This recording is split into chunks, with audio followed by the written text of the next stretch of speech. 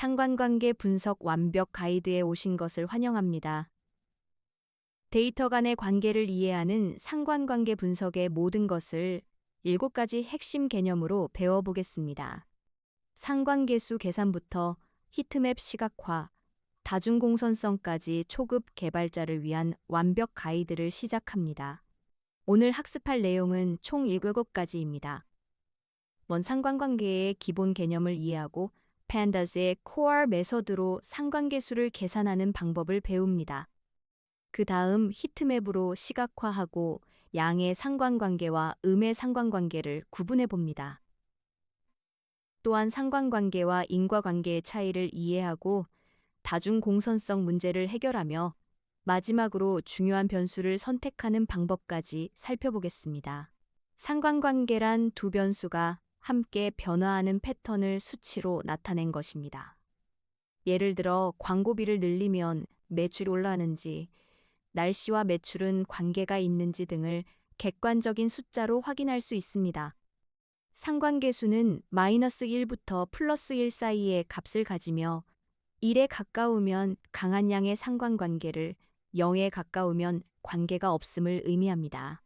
이 코드는 판다스로 상관관계를 계산하는 기본 예제입니다. 먼저 판다스와 numPy를 임포트합니다. 그 다음 샘플 데이터로 광고비, 매출액, 날씨 3개의 변수를 딕셔너리 형태로 만들고 이를 데이터 프레임으로 변환합니다. 핵심은 df core 메서드입니다. 이 한 줄로 모든 변수 간의 상관계수가 자동으로 계산됩니다. 결과를 보면 광고비와 매출액의 상관계수가 0.99로 매우 강한 양의 상관관계를 보입니다. 이는 광고비가 증가할 때 매출액도 거의 비례하여 증가한다는 의미입니다. 과거에는 데이터 간의 관계를 파악하기 위해 그래프를 일일이 그려보며 주관적으로 판단했습니다. 변수가 많아지면 모든 관계를 확인하기 어려웠죠. 하지만 상관계수를 사용하면 객관적이고 정확하게 데이터 속 관계를 발견할 수 있습니다. 수십 개의 변수도 빠르게 분석할 수 있으며 중요한 변수를 신속하게 찾아낼 수 있습니다. 이것이 현대 데이터 분석에서 상관관계 분석이 필수적인 이유입니다. 판다스의 Core 메서드는 데이터 프레임의 모든 숫자형 변수 간 상관계수를 자동으로 계산합니다. 복잡한 수학 공식을 직접 코딩할 필요 없이 단 한 줄로 모든 계산이 끝납니다. df.or만 호출하면 되며 메서드 파라미터로 피어슨, 스피어만, 캔달 중 선택할 수 있습니다. 결과는 데이터 프레임 형태로 반환되어 바로 분석하거나 시각화할 수 있습니다. 이 코드는 실무에서 자주 사용하는 Core 메서드 활용 예제입니다. 먼저 방문자 수, 광고비, 할인율을 담은 데이터 프레임을 만듭니다. df.core 메서드에 method person을 지정하여 피어슨 상관계수를 계산합니다. 이것이 기본값이지만 명시적으로 작성했습니다. 모든 변수쌍의 상관계수가 담긴 매트릭스를 출력합니다. 또한 특정 변수쌍의 상관계수만 확인하고 싶다면 각 컬럼의 Core 메서드를 직접 호출할 수 있습니다. 매출액과 방문자 수의 상관계수를 소수점 셋째 자리까지 포매팅하여 출력합니다. Core 메서드를 사용할 때 주의할 점이 있습니다. 먼저 숫자형 데이터만 계산되며 문자형은 자동으로 제외됩니다. 또한 결측값이 있는 데이터에 바로 core를 적용하면 해당 행이 자동으로 제외되어 예상과 다른 결과가 나올 수 있습니다. 따라서 반드시 결측값을 먼저 처리한 후 상관계수를 계산해야 합니다. drop나나 few나 메서드를 활용하세요. 상관관계 히트맵은 상관계수를 색깔로 시각화한 그래프입니다. 수십 개의 변수 관계를 한눈에 파악하고 중요한 패턴을 빠르게 발견할 수 있습니다. 빨간색 계열은 양의 상관관계를, 파란색 계열은 음의 상관관계를 나타냅니다. 숫자로만 보면 이해하기 어려운 데이터도 색깔로 표현하면 훨씬 직관적으로 이해할 수 있습니다. Seaborn 라이브러리를 활용하면 쉽게 그릴 수 있습니다. 이 코드는 히트맵 시각화 예제입니다. 먼저 Pandas Seaborn Matplotlib을 임포트합니다. 5개의 변수를 담은 데이터 프레임을 준비하고 core 메서드로 상관계수 매트릭스를 계산합니다. 그 다음 figure 함수로 10 곱하기 8 크기의 캔버스를 만듭니다. Seaborn의 heatmap 함수를 사용하여 히트맵을 그립니다.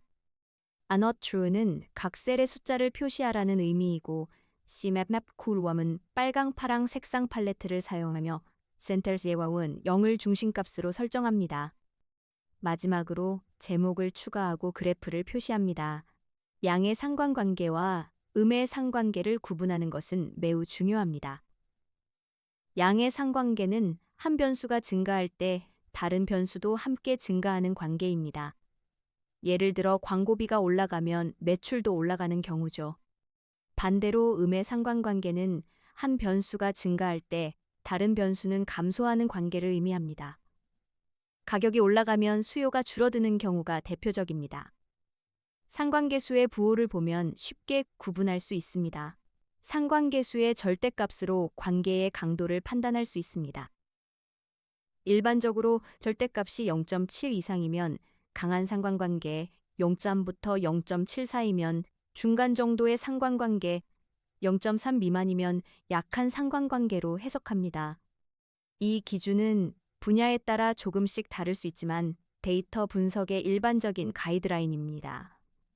상관계수가 높을수록 두 변수 간의 관계가 강하다는 것을 의미합니다. 상관관계와 인과관계는 반드시 구분해야 합니다.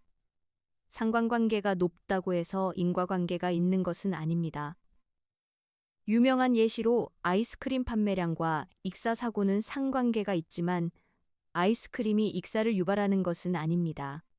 실제 원인은 날씨입니다. 더운 여름에 아이스크림 판매도 늘고 물놀이도 늘어나는 것이죠. 상관관계는 관계가 있다는 것만 보여줄 뿐 원인을 말해주지 않습니다.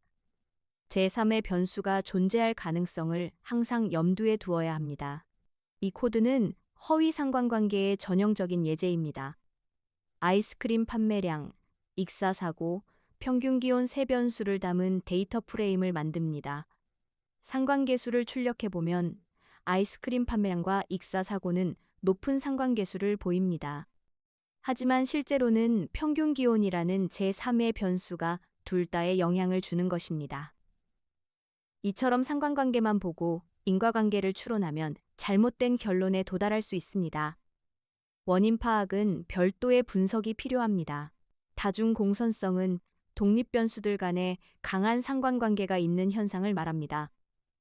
머신러닝 모델에서 다중공선성이 높으면 여러 문제가 발생합니다. 모델 계수 해석이 어려워지고 모델 성능이 불안정해집니다. 예를 들어 광고비와 마케팅비는 사실상 비슷한 의미라서 높은 상관관계를 가질 수 있습니다. BEIF 지수를 계산하여 다중공선성을 확인할 수 있습니다. 이 코드는 VIF로 다중공선성을 확인하는 예제입니다. Stats Models 라이브러리에서 Variance Inflation Factor 함수를 임포트합니다. 광고비, 마케팅비, 매출 세 변수를 담은 데이터 프레임을 만들고 독립변수인 광고비와 마케팅비만 선택합니다. 빈 데이터 프레임을 만들어 각 변수의 이름과 VIF 값을 저장합니다. VIF는 각 변수에 대해 계산되며 일반적으로 VIF가 10 이상이면 다중공선성 문제가 있다고 판단합니다. 광고비와 마케팅비는 높은 상관관계를 가질 가능성이 크므로 VIF가 높게 나올 것입니다. 다중공선성 문제를 해결하는 방법은 여러 가지가 있습니다. 첫째, 상관관계가 높은 변수 중 하나를 제거합니다. 둘째, PCA 같은 차원 축소 기법을 사용하여 새로운 독립 변수를 생성합니다. 셋째, 리치 회귀나 라쏘 회귀 같은 정규화 기법을 활용합니다. 이러한 방법들을 상황에 맞게 선택하여 적용하면 다중공선성 문제를 효과적으로 해결할 수 있습니다. 중요한 변수를 선택하는 것은 모델 성능을 높이는 핵심입니다. 목표 변수와 상관계수가 높은 변수를 우선적으로 선택합니다. 일반적으로 상관계수의 절대값이 0.2 이상인 변수를 고려하며 도메인 지식도 함께 활용합니다. 통계적 수치만으로 판단하기보다는 비즈니스 맥락과 전문가의 의견을 결합하여 최종 결정을 내려야 합니다. 이 코드는 중요 변수를 선택하는 실전 예제입니다. 광고비, 방문자 수, 할인율, 날씨, 매출 5개의 변수를 담은 데이터 프레임을 만듭니다. 목표 변수인 매출과 다른 모든 변수의 상관계수를 계산하고 내림차순으로 정렬합니다. 그 다음 상관계수의 절대값이 0.3 이상인 변수만 선택합니다. abyss 함수로 절대값을 구하고 인덱스를 리스트로 변환하여 중요 변수 목록을 만듭니다. 이렇게 선택된 변수들을 모델에 투입하면 불필요한 변수를 제거하고 더 효율적인 모델을 만들 수 있습니다. 실전 활용 사례를 살펴보겠습니다. 이커머스 회사에서 매출 예측 모델을 만들 때는 먼저 상관관계 분석부터 시작합니다. 광고비, 방문자 수, 할인율, 배송비 등 여러 변수 중에서 매출과 상관계수가 높은 변수만 선택하여 모델에 투입합니다. 이것이 탐색적 데이터 분석의 첫 단계이며 불필요한 변수수를 제거하고 모델 성능을 향상시키는 핵심 과정입니다. 많은 데이터 사이언티스트들이 이 패턴을 적극 활용하고 있습니다. 오늘 배운 상관관계 분석을 정리하겠습니다. 상관관계는 데이터 간의 관계를 이해하는 강력한 도구입니다. 밴드의 코어 메서드로 쉽게 계산할 수 있고 히트맵으로 시각화하면 한눈에 패턴을 파악할 수 있습니다. 하지만 상관관계와 인과관계를 혼동하지 말고 다중 공선성 문제도 반드시 확인해야 합니다. 이제 여러분도 상관관계 분석을 활용하여 데이터 속 의미 있는 패턴을 발견하고 더 정확한 예측 모델을 만들어 보세요. 감사합니다.